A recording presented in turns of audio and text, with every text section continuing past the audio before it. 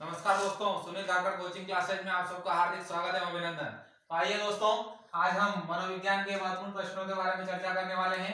पहला प्रश्न है, बहुकारक बुद्धि के प्रतिपादक कौन है? बहुकारक यानी 5 अक्षर है इस शब्द में, तो इसका है प्रतिपादक थॉर्नडाइक। 5 से 5 याद रख लेना आप। बहुकारक बुद्धि के प्रतिपादक है थॉर्नडाइक। और बहुबुद्धि, बहुबुद्धि जो 4 अक्षर हैं, तो इस शब्द का आंसर हो जाएगा बहुबुद्धि सिद्धांत के प्रतिपादक। तो ये सिद्धांत दिया था 1989 में हार्वर्ड गार्डनर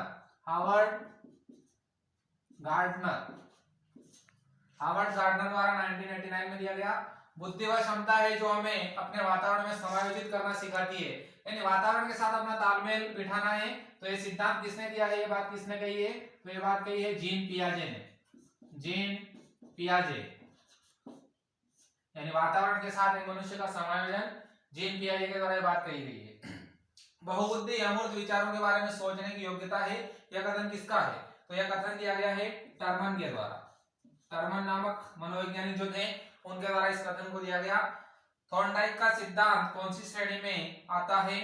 तो सिद्धांत जो है यह आएगा आपके व्यवहारात्मक सिद्धांत में, यानी कि व्यवहार के बारे में इन्होंने बताया था। तो व्यवहारात्मक सिद्धांत जो है, इसके बारे में थॉर्नडाइक ने बताया था। ध्वनि के अनुक्रम संचालन एवं संरचना से संबंधित नियम का घटक है, यानी कि ध्वनि को क्या बोलते हैं अपन? स्वर। तो ध्वनि के अनुक्रम और संचालन से संबंधित जो है उसको बोलेंगे स्वर विज्ञान।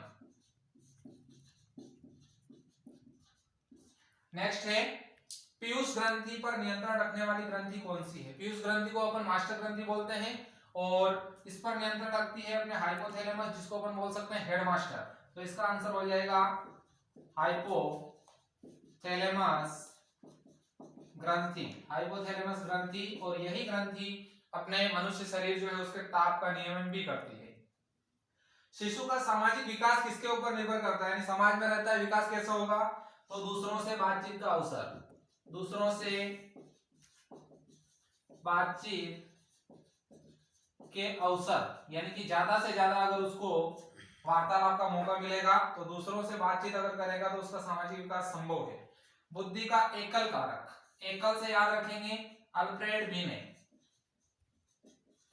बुद्धि का एकल कारक जो दिया गया था, वो दिया गया था अल्फ्रेड बीने के द्वारा। इधर है प्रश्न अगला, जुंग द्वारा सर्वप्रथम व्यक्ति के आकलन के लिए शब्द संघ परीक्षण, यानी ये परीक्षण जो किया था, यह कब किया गया था? तो यह किया गया था 1910 में, शब्द संघ परीक्षण।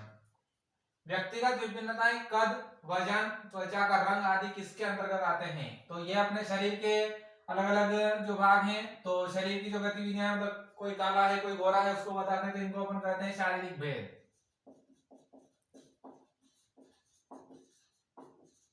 नेक्स्ट, वह बालक जो अपनी कालानुक्रमिक आयु के बालकों की तुलना में शैक्षिक कमी को दर्शाता है, उसे क्या कहते हैं? यानी कि उम्र तो उसकी बढ़ गई है, लेकिन वास्तव में उतने गुण नहीं आए हैं जितने आने चाहिए, तो उसको कहेंगे अपन पिछड़ा बालक। आईपीसी का अर्थ क्या है? आईपीसी यानी कि Indian penal code, Indian penal code, और हिंदी नाम हो जाएगा इसका भारतीय दंड संहिता। और जब अपना देश आजाद नहीं हुआ था, तो उससे पहले अपने देश में इसको लाया गया था अंग्रेजों के द्वारा 1862 में। याद की गई सामग्री को बिना किसी जोड़ तोड़ के उसी रूप में पेश करना क्या कहलाता है? यानी कोई बच्चा बहुत अच्छे तरीके से वापस उसी बात को कहता है, तो उसको अपन कहते हैं श्रेष्ठ स्मरण शक्ति, यानी कि वो अच्छे तरीके से याद कर रहा है, तो उसको अपन कहेंगे श्रेष्ठ स्मरण शक्ति।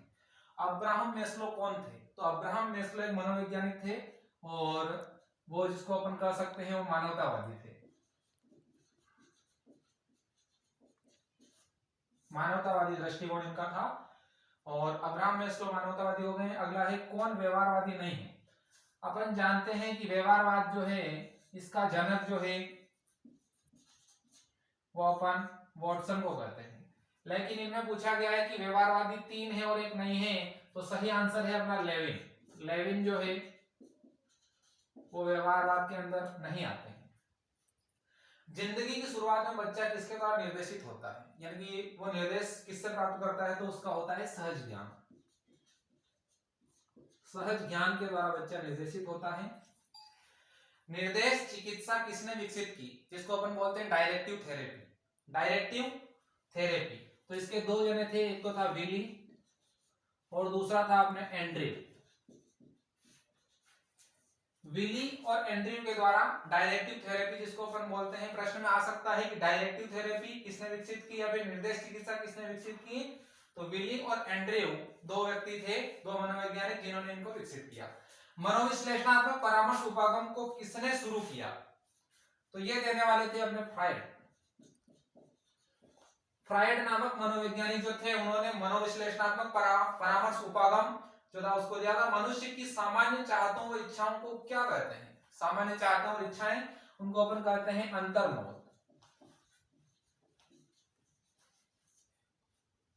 तो ये मनोविज्ञान के पिछला एमपी टेट वाला पेपर 2011 में जो हुआ था उसके कुछ महत्वपूर्ण प्रश्न थे। तो दोस्तों, अगर ये क्लास आपको अच्छी लगी हो तो ज्यादा से ज्यादा सब्सक्राइब करें और अपने दोस्तों को फायदा दिलाएं। जय हिंद, जय भारत।